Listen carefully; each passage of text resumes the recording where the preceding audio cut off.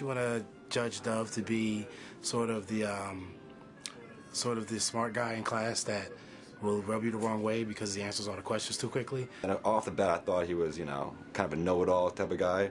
But after a couple of weeks, it kind of turned out that he actually did know most of what he was talking about.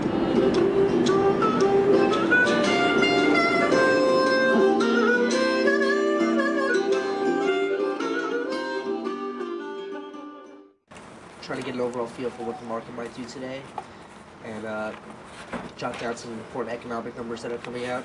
Just preparing for the morning meeting. I'm looking at briefing.com, I'm looking at Bloomberg, I'm looking at a bunch of other news websites, and I'm also looking at charts of specific stocks and the market in general, the major news stories that are going to move the market today, and also what specific stocks could have some good movement today. All right, good morning, everyone. Happy Friday.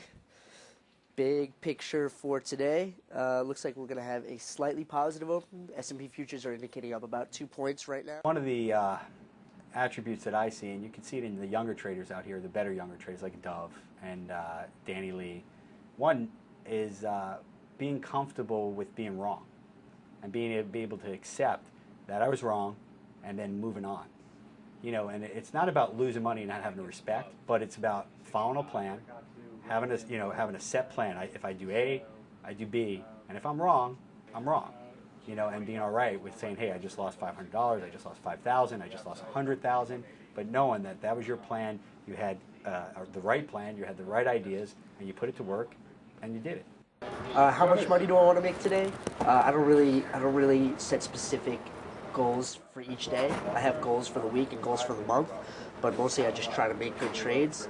I have a general amount. With once I'm up that amount, I will maybe start to pull back a little bit and not be as aggressive. That's about $1,500 to $2,000. All right, good luck today, everybody.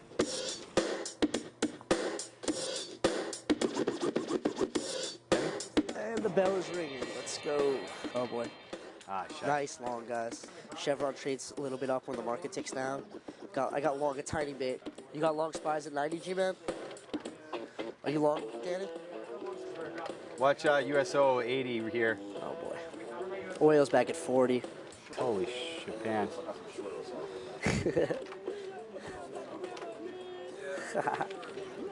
This rim is just ridiculously strong.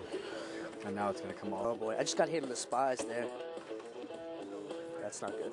I'm out. I hit my spies. Took a little while to find the best stock to be in, but once I found it, it was the Chevron, which I had on my radar. It was really moving well. I made a few trades in RIM. I made a few trades in SRS, in the real estate sector. So it was definitely a solid morning. And you could hear there's a lot of good communication on the desk. People are sharing ideas, talking with each other. So pretty good morning. September, the financial crisis really hit harder. So while I was still trading those energy stocks, all these financial stocks started moving much better, but I was still kind of in the zone trying to trade these energy stocks, and they weren't moving as well as before. And the week before I had my best week ever, I had my worst week ever. I got stopped out 3 times. So I came in that weekend and talked with Steve, one of the partners, about my performance, and I wasn't that upset about it, but he explained to me the reason you're going to be okay. The reason you were underperforming that week is because you were trading the wrong stocks. And so Monday I traded Bank of America, and I had my best day ever. I had made double what I had made on my previous best day. I had a really good day Tuesday. Wednesday, I had an even better day trading Goldman Sachs. I made double what I made Tuesday. And then Wednesday I went on a date, a first date, and it was a pretty good date. And he told me actually just before the bell that he was actually thinking about skipping that day. So it was definitely a good date. I came in the next day, pretty tired, pretty hungover, wearing the same shirt as the day before. That day, he made over $30,000. Oh boy, I'm short. 27 just gave me unlimited amounts. That's painful. Boy, it's a weak piece of crap.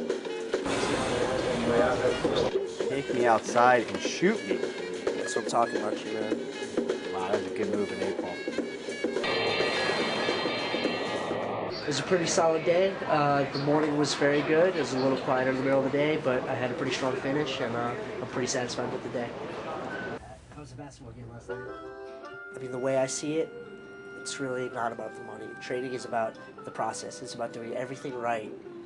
It's about learning as much as you can and improving every day, and just doing everything right, and the upside will take care of itself.